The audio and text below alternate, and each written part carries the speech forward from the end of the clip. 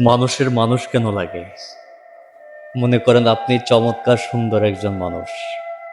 তো আপনাকে পাশ থেকে যদি কোনো মানুষ সুন্দর নাই বলে, তাহলে আপনার এই সুন্দরের কোনো মূল্যায়ন নাই। আমাদের মানুষ কেন মানুষের পাশে লাগে? ধরে নেন আপনি রাস্তায় বসে রাস্তা পার হতে সমস্যা হচ্ছে। অন্য একটা মানুষ যদি আপনাকে হেল্প না করে, তাহলে আপনি কোথায় যাবেন? প্রতিটা পদক্ষেপে মানুষের মানুষ লাগে। মানুষ ছাড়া কখনোই চলা যাবে না। প্রতিটা মানুষের একজন মানুষ প্রয়োজন। জীবনে চলার পথে একটা মানুষ খুবই প্রয়োজন। যদি একটা মানুষ জীবনে না এসে দাঁড়ায়, তাহলে আপনি কখনোই একা হাঁটতে পারবেন না, একা পথ চলতে পারবেন না। প্রতিটা মানুষের একটা মানুষ প্রয়োজন। তবে হ্যাঁ, সেই মানুষটা হতে হবে বিশ্বাসযোগ্য মানুষ। যদি আপনি বিশ্বাসযোগ্য মানুষ জীবনে না পান, তাহলে আপনার জীবন ব্যর্থ। আর যদি আপনি পারফেক্টলি একজন বিশ্বাসযোগ্য মানুষ পেয়ে যান, আপনার জীবনটা ধন্য। তবে আপনি অস্বীকার করতে পারবেন না যে আমার মানুষের প্রয়োজন হয় না।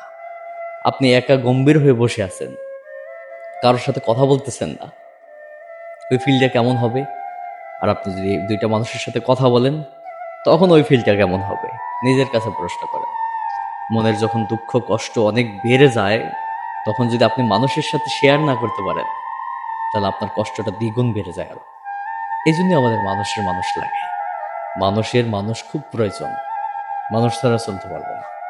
আপনার জীবনের শেষ মুহূর্তটা যখন আপনি দুনিয়া থেকে হারিয়ে যাচ্ছেন, তখনও আপনার মানুষ প্রয়োজন। আপনার যে কবরটা করব, সেখানে মানুষ প্রয়োজন। আপনাকে যে শেষ বিদায়ের গোসলটা করাবে, সেখানেও মানুষ প্রয়োজন। প্রতিটা পদক্ষেপে মানুষ প্রয়োজন। কিন্তু মানুষটাতেও বিশ্বাসযোগ্য মানুষ। বিশ্বাসযোগ্য মানুষ এই সমাজে পাওয়া বড় কঠিন, এটা সত্য কথা।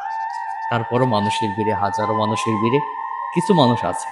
তো সেই মানুষগুলোকে আমাদের বেছে নিতে হবে। জীবনে চলতে হলে মানুষের কাছে যেতে হবে, মানুষ ছাড়া হবে না।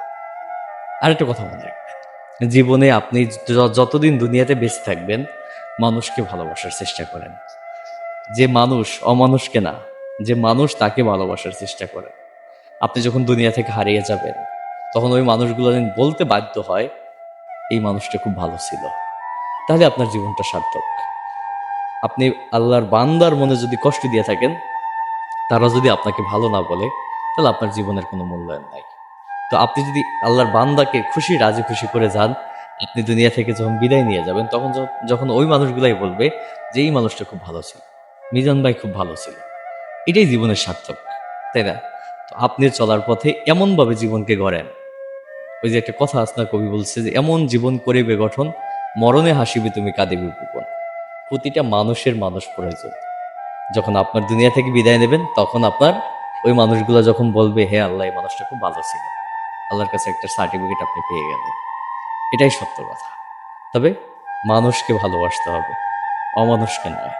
কোনো অবিশ্বাসযোগ্য মানুষকে নয়, বিশ্বাসযোগ্য মানুষকে ভালোবাসতে হবে। একসাথে আমরা মানুষের পাশে দাঁড়াই, একসাথে আমরা পথ চলি, দেখবেন জীবনটা সুন্দর। আর যখনই আমরা হিংসা বিদ্বেষ অহংকার করব, তখন জীবনটা কঠিন হয়ে দাঁড়াবে। প্রতিটা মানুষ আসুন আমরা মানুষের সাথে মিশি, মানুষকে ভালোবাসি। মানুষকে ভালোবাসলে সঙ্গে আল্লাহকে ভালোবাসা হয়। তাহলে দেখবেন জীবনটা সুন্দর হয়ে যাবে। এটাই সত্য।